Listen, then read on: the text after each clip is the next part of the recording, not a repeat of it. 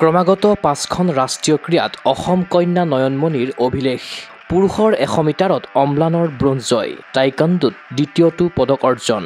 চলিত ৩৮ সংখ্যক ৰাষ্ট্ৰীয় ক্ৰীড়াত শনিবাৰে তৃতীয়টো সোণ লাভ কৰাৰ লগতে আৰু দুটা ব্ৰঞ্জ অৰ্জন কৰিলে অসমে। ইয়াৰ লগে লগে প্ৰতিযোগিতাৰ দ্বাদশটো দিন পৰ্যন্ত অসমৰ সৰ্বমুঠ পদকৰ সংখ্যা ৩৩টালৈ বৃদ্ধি পালে। শনিবাৰে লনবলত মহিলাৰ ডাবলছ শাখাত দুই অসম কন্যা নয়নমণি শইকীয়া আৰু বনগীতা হাজৰিকাই সোণ লাভ কৰিবলৈ সক্ষম হয়।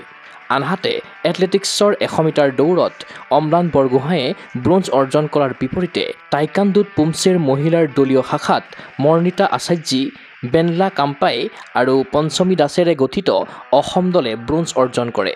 উল্লেখ্য যে লনবলৰ তিনিটা ইভেণ্টৰ ছেমিফাইনেলত প্ৰৱেশ কৰি অসমে ইতিমধ্যে পদক জয় নিশ্চিত কৰিছিল।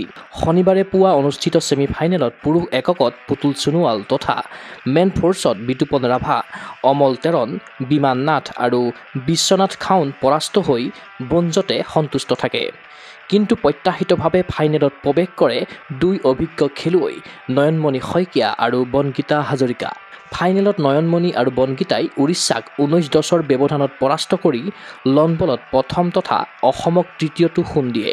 এটা সোণ, ৩টা ৰূপ আৰু ৫টা ব্ৰঞ্জ জয় কৰি অসম লনবল দলে অভিযান সমাপ্ত কৰিলে। ইফালে ক্ৰমাগত ৫খন ৰাষ্ট্ৰীয় ক্ৰীড়াত লনবলত সোণ লাভ কৰি ৰাষ্ট্ৰীয় ক্ৰীড়াৰ ইতিহাসতে অন্যান্য অভিলেখ গঢ়িলে নয়নমণিয়ে। ২০১১ চনৰ ঝাৰখণ্ড ৰাষ্ট্ৰীয় ক্ৰীড়াৰ পৰাই নয়নমণিৰ স্বৰ্ণজয়ৰ যাত্ৰা আৰম্ভ হৈছিল।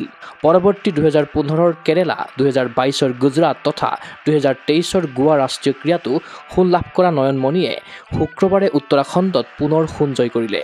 ২০১১ চনৰ পৰা ২০২৫ চনলৈকে ভাৰতীয় লনবল ক্ষেত্ৰত অক্লান্ত যোদ্ধাৰ দৰে দৃঢ়তাৰে থিয় হৈ থকা কমনৱেলথ গেমছৰ স্বৰ্ণজয়ী নয়নমণিয়ে এই বৰ্ণিল কেৰিয়াৰত ৰাষ্ট্ৰীয় ক্ৰীড়াত ৭টা সোণ তথা ৩টা ব্ৰঞ্জ লাভ কৰিলে। আনহাতে গুজৰাট ৰাষ্ট্ৰীয় ক্ৰীড়াত ১০০ আৰু ২০০ মিটাৰত সোণ লাভ কৰা অসম সন্তান অম্লানে বিগত গোৱা ৰাষ্ট্ৰীয় ক্ৰীড়াত আঘাতৰ বাবে অংশগ্ৰহণ কৰা নাছিল। এইবাৰ পুনৰ প্ৰত্যাৱৰ্তন কৰি শনিবাৰে ১০০ মিটাৰত ১০.৪৩ ছেকেণ্ড সময়েৰে ব্ৰঞ্জ অৰ্জন কৰে।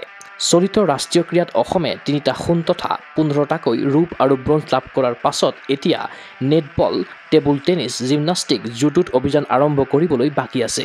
ৰাজ্যবাসীৰ কামনা, ৩৮ সংখ্যক ৰাষ্ট্ৰীয় ক্ৰীড়াৰ ত্ৰয়োদশটো দিনত আহক চতুৰ্থটো সোণ জয়ৰ খবৰ। News desk report, Google sports any.